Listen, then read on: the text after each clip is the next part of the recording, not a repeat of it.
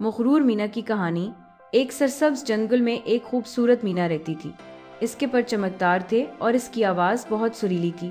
جنگل کے سب پرندے اس کی آواز کو بہت پسند کرتے تھے۔ آہستہ آہستہ مینا کو اپنی خوبصورتی اور آواز پر بہت غرور ہو گیا۔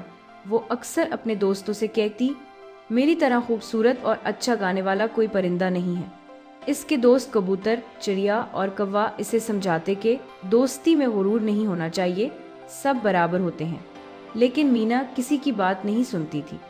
ایک دن اچانک تیز طوفان اور بارش شروع ہو گئی۔ ہوا اتنی تیز تھی کہ مینا کا گھونسلہ ہلنے لگا۔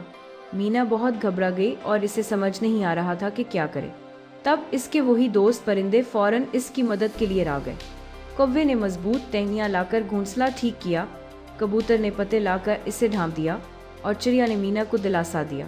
کچھ ہی دیر میں طوفان رک گیا اور مینا محفوظ ہو گئی۔ مینا کو اپنی غلطی کا احساس ہوا۔ اس نے اپنے دوستوں سے کہا، مجھے معاف کر دو، میں اپنے غرور کی وجہ سے تمہاری قدر نہیں کر سکی۔ تم سب سچے دوست ہو۔ دوستوں نے مسکرا کر اسے معاف کر دیا اور سب پھر سے خوشی خوشی رہنے لگے۔ سبق: غرور نہیں کرنا چاہیے اور سچے دوست مشکل وقت میں ہمیشہ ساتھ دیتے ہیں۔